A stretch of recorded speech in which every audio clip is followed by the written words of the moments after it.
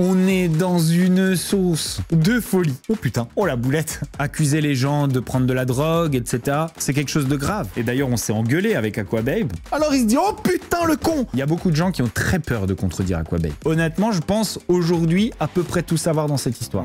Moi, ce que je vous dis là, il y a personne d'autre qui peut le dire. Qu'est-ce qu'on va se mettre ?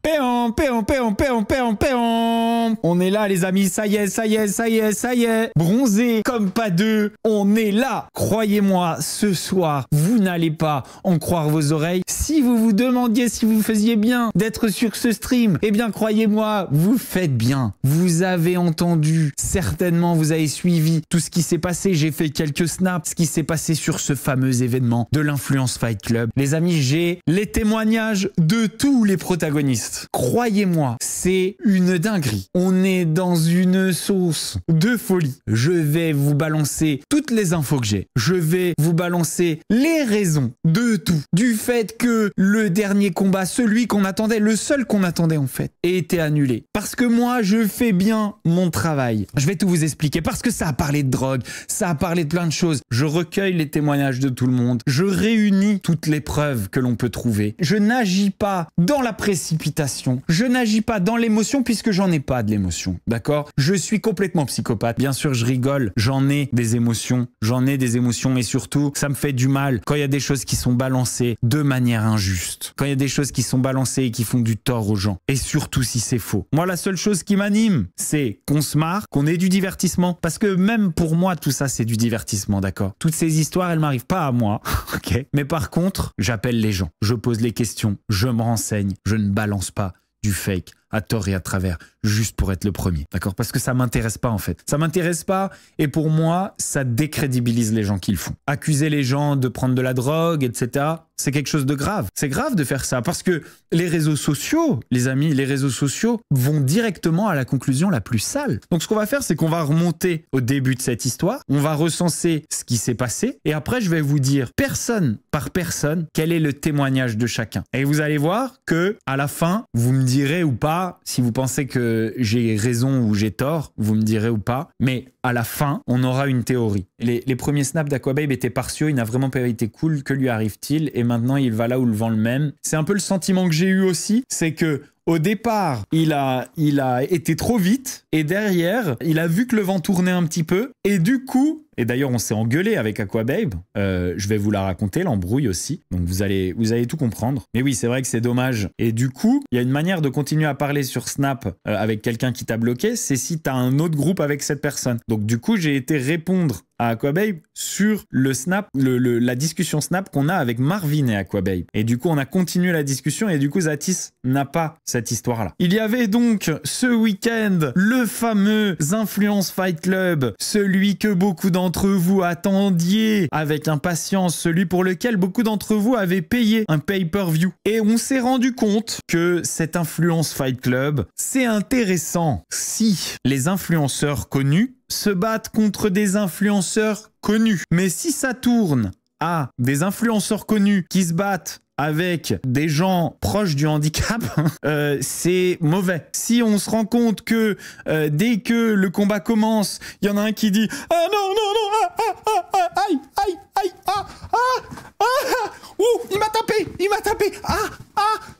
c'est pas marrant, ok? Ça n'intéresse personne, d'accord? Petit message pour Influence Fight Club. Nous sommes intéressés par l'Influence Fight Club uniquement si les influenceurs connus se battent avec des influenceurs connus. On se rappelle de l'événement de Rebeu des Terres, de Billy et je sais pas quoi, l'événement de boxe, ok? C'est des vrais influenceurs qui se battent avec des vrais influenceurs, ok? On n'est pas intéressé. Si vous, les influenceurs connus, vous vous battez contre des gens en situation proche du handicap ou qui n'ont jamais fait de sport de leur vie, c'est pas marrant. Ça ne nous intéresse pas. Ce qu'on veut voir, c'est vous voir vous battre entre vous. D'accord? Le problème, et je vais vous le dire direct, le problème, c'est toujours le même, c'est que ces gens-là sont devenus célèbres, la célébrité a nourri leur ego, et cet ego est leur handicap dans ce genre de mise en situation. Prendre des risques pour son image, le risque de se faire battre en caméra, eh ben c'est un truc qui leur fait extrêmement peur. Ok? Ces gens-là ont trop d'ego, ils ont trop d'ego.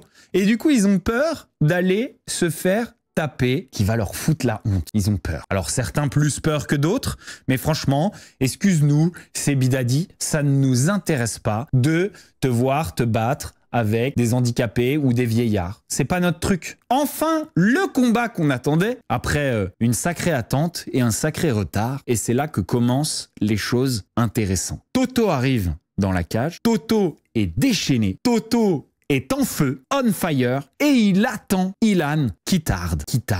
Lorsque Ilan se pointe dans la cage, ils discutent un peu les deux, ils sont face à face, ils discutent un peu, et finalement, Ilan abandonne le combat et décide de ne pas combattre. Confusion générale. Tout le monde y va de sa spéculation. Il faut sortir la news le plus rapidement possible, il faut expliquer le pourquoi du comment, il faut savoir pourquoi ils n'ont pas combattu. On entend de la part d'Aquababe que Ilan a entendu dans les vestiaires que Toto aurait pris des substances qui lui auraient donné une force surhumaine et pour cette raison-là, il ne voudrait pas combattre. Ok, ça c'est la première chose qu'on entend. On entend ça et vous imaginez bien que pour Toto, je veux dire, c'est le monde qui s'écroule. Que ce soit vrai ou non, soit il est démasqué, soit il est en train de se faire salir. Alors là, tout le monde y va de sa version. Non, en fait, Ilan s'est chié dessus. Non, en fait, Toto avait vraiment consommé des substances pour être plus fort, etc. Alors déjà, première chose, un peu de prévention, d'accord? Que vous combattiez ou non, méfiez-vous absolument des drogues.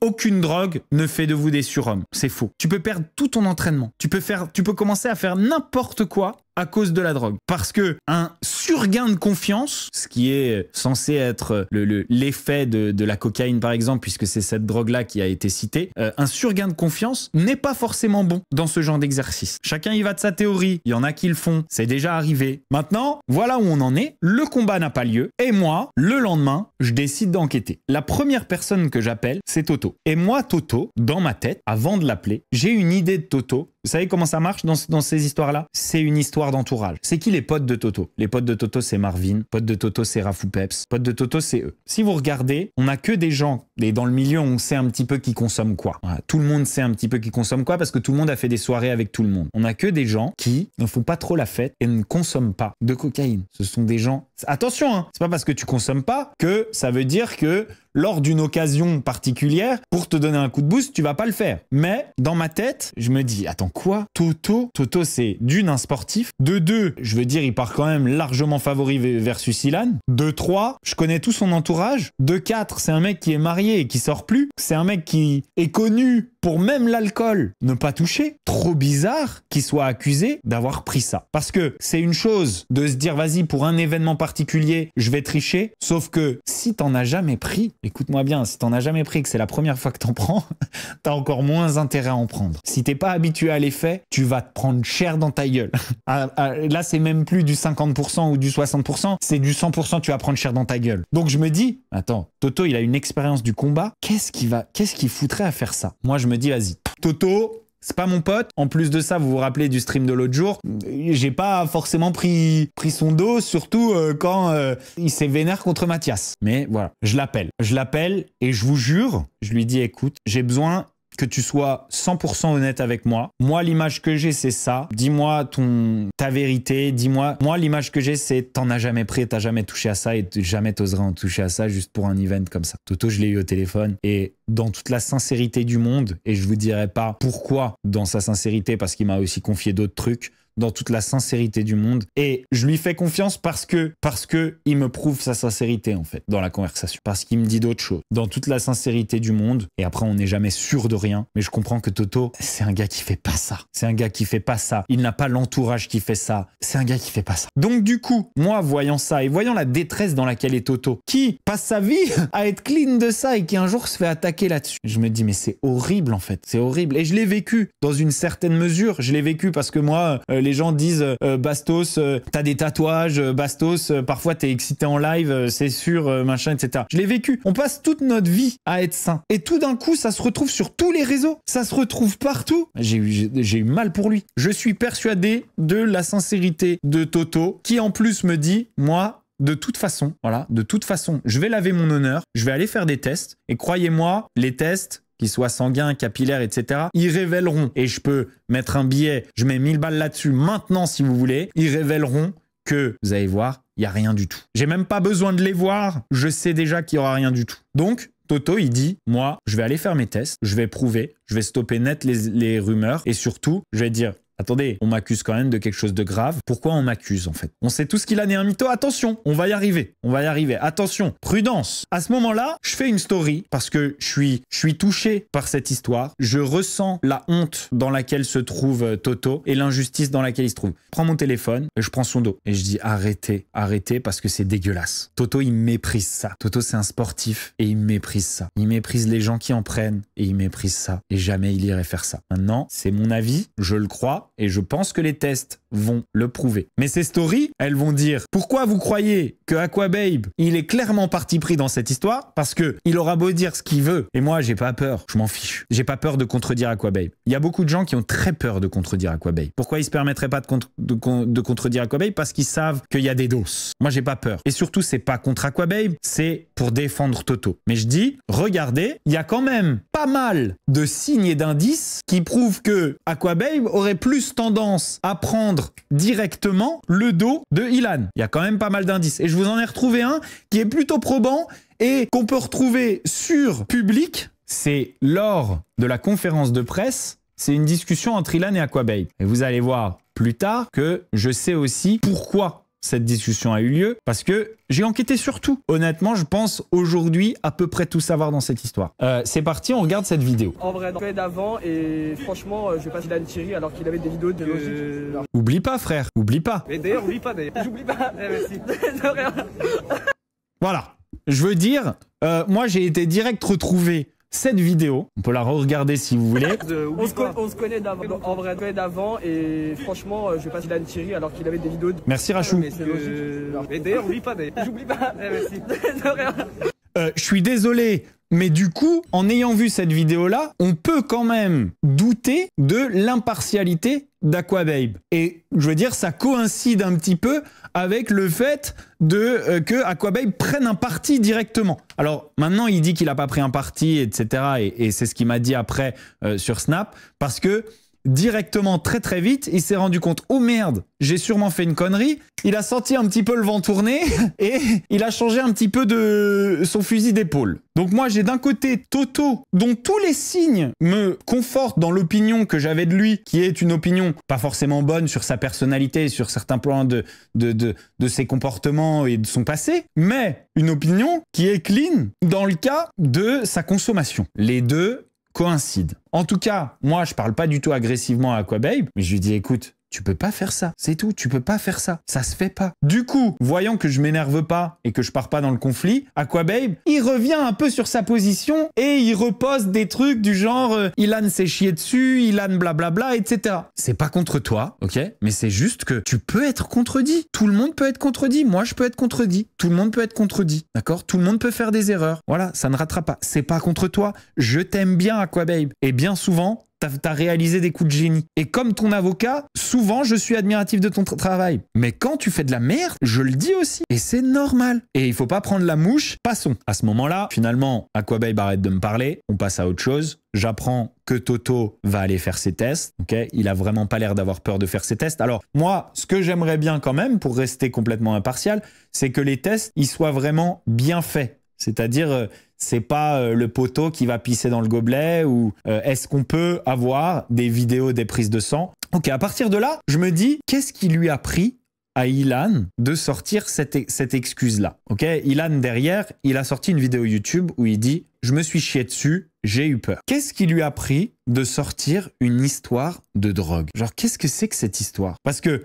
si tu t'es chié dessus, d'accord? T'inventes pas une histoire. Qui a été pendant le combat, enfin pendant la préparation au vestiaire, qui a été raconter cette histoire-là? Dans le vestiaire, il y a que Il n'y a que des gens qui travaillent là, etc. Toto a fait une vidéo sur Snap en direct de la piqûre et même quand il parle à l'infirmière, elle a dit ça remonte sur 3 semaines. Merci beaucoup Cérine. Donc voilà, Toto a fait les vidéos. C'est ce qu'on veut voir, d'accord? Dans ce vestiaire, il n'y a personne. Ok, il n'y a que les coachs, les organisateurs. Qui a pu dire à Ilan un truc comme ça? Quel est l'intérêt? Ok, si tenter que Ilan ne l'ait pas inventé, et si Ilan l'a inventé, pourquoi l'inventer? Parce que si tu es en panique et que tu inventes une histoire de drogue, tu crois qu'il va se passer quoi? Genre, bien sûr, la personne peut faire une prise de sang. Si tu es en panique, dis que tu t'es blessé, dis que tu as mal quelque part, dis que tu as mal au dos, dis que tu n'arrives pas à te lever, dis quelque chose comme ça. Personne ne pourra le contredire. Ou alors dis que tu as peur, si de toute façon tu es capable de le dire que tu as peur. Dis que tu as la gastro. En plus, avec le stress, si ça se trouve, tu peux même vomir. Dis que tu as une écharge dans le pied, comme Cédric Doumbé. Si tu as peur, il y a plein d'autres raisons, d'autres manières de faire, d'accord? Donc je me dis, ni Ilan n'avait d'intérêt à inventer cette histoire, ni personne dans son vestiaire n'avait intérêt à lui raconter un truc comme ça. La deuxième personne que je contacte, c'est Guillaume Pelletier. Guillaume Pelletier, je rappelle, avec Akan, c'est les organisateurs qui s'associent à Ilan et à Sebidadi pour organiser cet événement. Je me dis, qu'est-ce que c'est que cette histoire? D'où ça sort? Est-ce qu'on peut, s'il te plaît, Guillaume Pelletier, avoir ta version? D'autant que, entre-temps, j'entends que Guillaume Pelletier, lorsque Ilan a parlé de drogue, est arrivé dans le vestiaire et a dit « Ilan, toi, tu es culotté, ok ?» Et j'ai le droit de dire ça. Il a dit « Ilan, toi, tu es vraiment culotté de me parler de cocaïne. » J'ai le bruit qui arrive, etc. Et je me dis « Wow, si Guillaume Pelletier est rentré dans le vestiaire et a dit « T'es culotté de me parler de cocaïne », ça veut dire qu'il y a quelque chose derrière. En particulier, Ilan est culotté de parler de cocaïne. Pourquoi? Qu'est-ce que c'est que cette histoire? Je veux absolument savoir la version de Guillaume Pelletier. Guillaume Pelletier me répond direct, dans la seconde. Et j'ai isolé une partie de ses vocaux, voilà. Et vous allez voir, ça porte à confusion. Je lui ai dit « Écoute Guillaume, honnêtement, voilà ce que j'ai entendu. J'ai entendu que tu as dit à Ilan, t'es culotté, toi en particulier, t'es culotté de me parler de cocaïne. » Du coup, je demande à Guillaume Pelletier de me confirmer ou pas cette histoire-là. Et écoutez cette partie de vocal. Oui, effectivement, en fait, regarde, j'étais à la table des commentaires et on appelle Ilan qui vient pas, et dans ce coup, quelqu'un de la régie vient me voir et me dit « Ouais, Ilan veut pas venir parce qu'apparemment son adversaire a pris de la cocaïne. » Et là, j'ai déposé le casque des commentaires, je suis allé en courant dans son vestiaire, j'ai pété un câble, j'ai failli gifler, en fait, pour être honnête avec toi, je voulais le tarter parce que je réitère ce que j'ai dit, j'en dirai pas plus. Mais oui, il y avait plein de témoins, donc du coup, oui, ce que j'ai dit. Écoutez bien. C'est sûr, tu vois. Et je lui ai dit, ouais, toi, t'as pas honte de me parler de drogue ou de. Tu vois ce que je veux te dire? Et lui, il sait pourquoi je dis ça. Et maintenant, toi, tu sais aussi pourquoi je dis ça. Donc, voilà, oui, effectivement, je l'ai dit devant toutes les personnes qui étaient dans le vestiaire, quoi, tu vois, que c'était honteux. Lui, il sait pourquoi je dis ça. Et maintenant, toi aussi, tu sais pourquoi je dis ça. Pourquoi? Parce que dans le vocal d'avant, je lui dis. Donc, en fait, ça sous-entendait que Ilan avait essayé de s'en procurer. Ça sous-entend ça. Donc, ça veut dire que en personne, Guillaume Pelletier semblait affirmer que Ilan avait essayé de se procurer de la cocaïne, peut-être par son biais.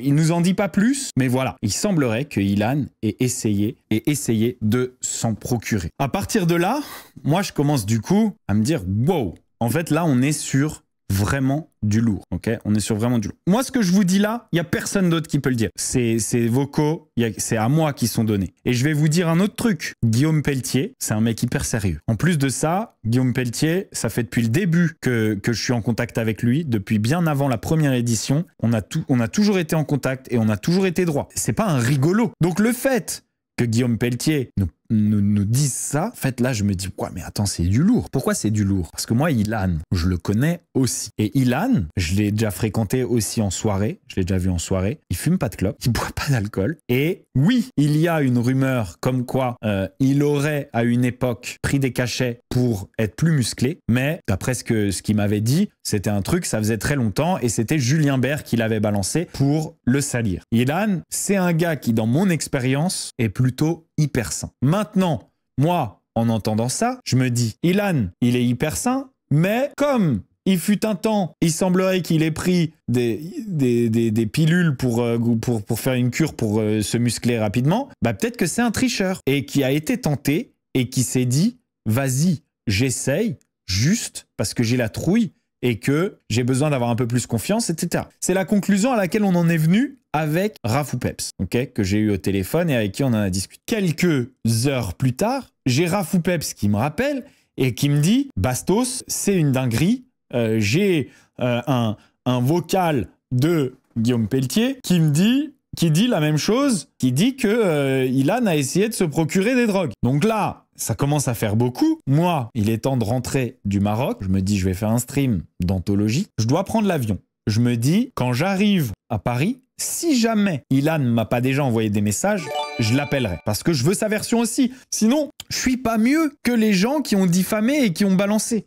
Je veux sa version, je veux son explication. Et vous savez, avec les explications de chacun, parfois, t'as même plus besoin de preuves. Parce qu'avec toutes les histoires, il y a des choses qui se recoupent, il y a des choses que tu peux comparer, il y a des choses que tu peux justifier, il y a des conversations que tu peux comprendre, etc. D'accord? J'atterris, bingo, j'avais vu juste, Ilan m'a bien envoyé. Donc lui, énervé aussi, d'accord? Énervé comme Aquababe, vénère aussi. Il me dit, ouais, qu'est-ce que tu dis? Tu sous-entends que moi, j'ai essayé de me procurer des drogues. Tu sais très bien que je touche pas à ça, que on a fait des soirées ensemble, je prends même pas un verre d'alcool, machin, etc. Que je suis hypocondriaque, que j'ai peur de ces trucs-là. Tu crois que j'essaierai pour la première fois lors d'un match pour me faire gagner, etc. Genre, le gars est vénère. Moi, je le prends comme Aquababe. Et je lui dis, écoute, viens, on s'appelle, viens, on en discute. Il y a plein de trucs que j'ai besoin de comprendre. Si tu t'as rien consommé, si machin, etc., il va falloir m'expliquer comment se sont passées les choses. Donc Ilan, il se calme. Il voit bien que moi, je demande qu'à écouter sa version. Il se calme et il m'explique un petit peu comment s'est passé tout ça. D'abord, je lui dis, qui t'a dit que Toto avait pris de la cocaïne? Et là, Ilan, il me dit, c'est Hakan. Hakan, l'un des 4 organisateurs. À ce moment-là, Ilan, il est un peu foufou, il me dit « C'est Hakan qui me l'a dit, putain, c'est Hakan qui me l'a dit. » Et moi, ça m'a fait paniquer. Genre, j'avais peur et tout d'un coup, j'apprends ça, machin, etc. Je comprends pas, etc. Par la suite, dans la conversation, en se calmant un petit peu, j'ai dit « T'as pas une idée de pourquoi Hakan t'aurait dit un truc comme ça ?» Et en fait, Ilan, il me dit « Mais en fait, je crois que Hakan, s'il m'a dit ça, c'est parce que je flippais et il me l'a dit dans le sens Toto, il a peur et je suis sûr que il a pris des produits pour se donner du courage tellement il a peur de toi. » En fait, en gros, il aurait dit ça à Ilan, non pas pour lui faire peur, mais pour le conforter dans l'opinion que Toto aurait peur de lui. Attendez, moi c'est la version d'Ilan. Attendez jusqu'au bout. Ok, d'accord. Un peu risqué quand même. Ilan commence à flipper. Ok, il commence à flipper et il se dit quoi? Mais il va être trop vénère, il va pas sentir la douleur, ça va lui machin, etc. Ça va lui donner des super pouvoirs, ça va lui donner de la force pure. Là, moi, je lui dis mais frérot, t'es con. Genre même si c'est ça, genre la drogue, ça va pas avec le sport, ça l'aurait pas aidé. T'es débile. Et en fait, Ilan, il me dit. Et là, vous allez voir que ça reconnecte. Et là, Ilan, il me dit « Oui, mais parce que j'ai eu une discussion avec Guillaume Pelletier dans la voiture par rapport à la drogue dans les cages. » Et là, je fais « Oh putain, mais du coup, c'est la discussion dont Guillaume Pelletier parlait. » Ilan, il me dit « Ouais, bah ouais, parce que du coup, on a parlé du fait, est-ce que la drogue, ça peut aider dans un combat, etc. » Et là, moi, je dis « Oui, mais Guillaume Pelletier, c'est un mec carré. Et jamais de la vie. » Il va nous dire que tu lui as demandé de la drogue si t'as juste parlé de la drogue. Et il fait « Oui, mais je lui ai dit, moi, genre là, si tu penses que je pourrais en prendre et que ça m'aiderait ?» Et en fait, si tu te mets dans la position... Attention, hein, moi, là, je vous relate que les dires des gens, d'accord? Si tu te mets dans la position de Guillaume Pelletier, qui au moment où Ilan va balancer que il a peur d'y aller parce que on lui a dit que Toto avait pris de la drogue, bah du coup, Guillaume Pelletier, il se redit « Mais attends, oui, il m'a parlé de drogue dans la voiture. Il m'en a parlé de la drogue dans la voiture. Il m'a dit, tu penses que moi, si je prenais ça, ça me donnerait plus de force, je serais meilleur. » Sauf que Guillaume Pelletier dans la voiture, lorsque Ilan a dit ça, Guillaume Pelletier il lui a dit non, non. Et c'est Ilan qui me le dit. Guillaume Pelletier, il a dit non, faut jamais faire ça, c'est traître. Tu sais pas si ça va t'aider ou si ça va pas t'aider. Ilan qui avait, selon lui, de toute façon, aucune volonté d'en prendre parce que de toute façon, il aurait eu, selon lui, trop peur. Lui en a quand même parlé et au moment où il abandonne, il y a une raison pour laquelle Guillaume Pelletier pourrait dire « T'as du culot de m'en parler alors que t'as du culot d'accuser Toto d'avoir fait ça alors que c'est toi qui m'en as parlé dans la voiture. » Ça se recoupe. D'autre part, en continuant à discuter de tout ça, je comprends que les organisateurs, et là-dessus, je pense que Ilan n'a aucun intérêt à mentir, les organisateurs, Guillaume Pelletier et Hakan, ont très peur des abandons de tout le monde. Essayez de garder l'esprit ouvert, ok? C'est leur plus grosse peur. Ils ont perdu Zoubir, ils ont perdu Dylan, ils ont perdu Virgile, ils ont perdu tout le monde. Et ils ont très peur. C'est ça leur plus grande peur. Leur peur, c'est les abandons. Ces gens-là, ils ont pris des risques, ils ont investi de l'argent, etc. Ok? Ils ont très peur. Est-ce que, et là je vous pose une question, est-ce que Hakan n'aurait pas pu peut-être flipper que Ilan abandonne, ce qui avait l'air d'être le cas juste avant que Ilan était en flippette, etc. Et pour le réconforter, lui dire un truc comme ça, en faisant une erreur, mais finalement, dans le moment, il balance ce truc-là, pour le réconforter, pour lui donner la force d'y aller, lui dire « il a peur de toi ». Eh bien, écoutez ça. Avant les combats, pour éviter que les gens abandonnent et pour éviter que les combattants aient peur de se battre les uns avec les autres, ils ont réalisé un petit peu des petits tests vidéo pour voir un petit peu le niveau de chacun. Moi, voilà, j'ai eu le témoignage de Ilan dans ce domaine, mais je serais pas surpris que si je demandais à droite à gauche, on ait raconté un petit peu à tout le monde que ces tests les donnaient les uns et les autres un peu comme vainqueurs. Parce qu'en fait, eux, et je sais pas si c'est quelque chose de commun dans le milieu de la MMA, mais eux, ce qu'ils veulent pas, c'est avoir des abandons. Et donc, ils veulent donner la confiance aux gens. Et dans le moment, ils sont eux aussi en panique. Vous entendez Guillaume Pelletier qui dit au moment où j'entends ça, je cours, je l'aurais giflé. Ils sont en panique. Et donc, eux, leur travail, c'est d'essayer de dire à ces gens-là, sans arrêt, t'inquiète, on a analysé ton niveau, t'es meilleur que lui. Et donc, ils sont tous en train d'y croire et de se dire, ok, j'ai une chance de gagner parce que mon niveau a été analysé par des professionnels et il est meilleur que lui. Je vais vous dire maintenant ma version de l'histoire et ce que je pense qui s'est passé. Je pense que Guillaume Pelletier s'est rappelé de cette conversation et c'est pour ça qu'il a dit t'as du culot à Ilan. Mais cette conversation ne veut pas forcément dire que Ilan a pris des stupéfiants. Ilan, au téléphone, m'a dit je vais aller faire mes tests. Et je lui ai dit, filme bien tes tests. Ilan, il a dit, moi, j'ai jamais touché à ça. Donc, je lui ai dit, fais une analyse capillaire, comme ça, tu pourras prouver que sur la dernière année ou les 2 dernières années, t'as jamais touché à la cocaïne. Donc, je lui ai dit, va faire. Mais honnêtement, je le crois. Les amis, je vais vous dire devant quoi on est là. Selon moi, hein, on est devant un gigantesque quiproquo. On est devant de la panique, de la peur pour les combattants, de la panique pour les organisateurs de perdre leurs combattants et du coup des actions qui sont peut-être pas forcément hyper intelligentes pour essayer de donner confiance aux combattants pour pas qu'ils abandonnent, mais on est devant un gigantesque quiproquo et je vais vous dire mon analyse. Tout le monde y a perdu dans cette histoire parce que Influence Fight Club en a pris cher pour son image et en plus de ça, la seule raison pour laquelle les gens payaient, le combat n'a pas eu lieu. Et derrière, ça part dans des histoires de drogue. Cher pour son image. Toto a pris cher pour son image. Alors que lui, il est venu au dernier moment, il s'est déplacé, il est allé se battre et il était juste tout excité de se battre et tout excité d'être de retour sur un ring ou dans la cage. Il en a pris cher pour son image parce que il avait rien à voir là-dedans. Ilan a flippé et au lieu de lui donner confiance, l'organisateur qui voulait absolument qu'il monte sur le ring et était en train d'essayer de trouver tous les arguments possibles, l'organisateur qui était en train de flipper, il lui a fait peur parce que Ilan, il s'est rappelé de la conversation de Guillaume Pelletier en se disant oh putain, lui il en a pris. Donc il se chie dessus en se disant non seulement Toto, c'est un champion du monde, mais en plus de ça, il a pris la potion magique. Mais je vais me faire découper. Donc oui, il se chie dessus. Mais il se chie dessus à cause d'un quiproquo. Pelletier arrive en panique lui aussi. Et lui, il se rappelle que Ilan lui a parlé de drogue. Alors il se dit, oh putain le con. Alors il se dit soit, si ça se trouve, il en a pris, soit, si ça se trouve, il est en train de soupçonner l'autre, alors qu'en fait, lui, il en consomme parfois et il hésite à en consommer. Donc il se dit, toi, dis donc, t'as du culot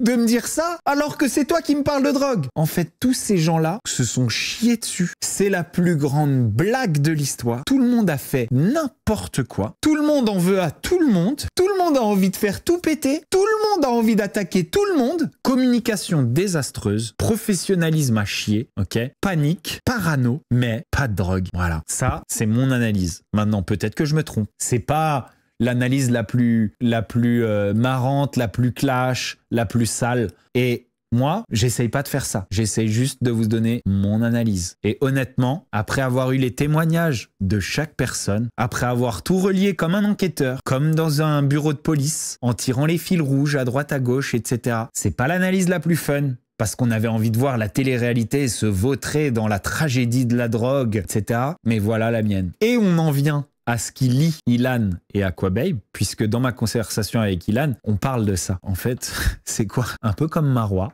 Ilan, il a prêté de l'argent à Aquababe. Voilà, enfin, Aquababe doit de l'argent à Ilan, tout simplement. Fin de l'histoire. Et toute cette histoire, c'est juste ça. Maintenant, ça, c'est la version d'Ilan. Peut-être que c'est faux. Moi, je trouve que cette initiative de l'Influence Fight Club, c'est cool. Moi, j'aimerais bien qu'en ce moment même, pendant que je fais ce live, si tant est que j'ai raison et que tout le monde se dise « Ah bah en tout cas, ce qu'il dit sur moi, c'est vrai », j'aimerais bien qu'ils se disent « Oh putain, oh la boulette, on a fait de la sacrée merde avec notre histoire là. On s'est tous un peu roulés dans la boue. Hein. » Et qu'ils se réconcilient, que Toto comprenne que peut-être, finalement, Ilan... il flippait et que l'information qu'il a eue, ça lui a fait prendre une crise de panique et il a plus voulu se battre. J'aimerais bien que Ilan comprenne que Toto, il en a bien souffert de cette histoire et que c'est un peu à cause des accusations qu'il y a eu, et les accusations qu'il y a eu, elles sont passées par lui malgré tout, et que du coup peut-être il lui présente ses excuses, que Hakan se dise merde, j'ai quand même dit une boulette, c'est un peu de ma faute cette histoire,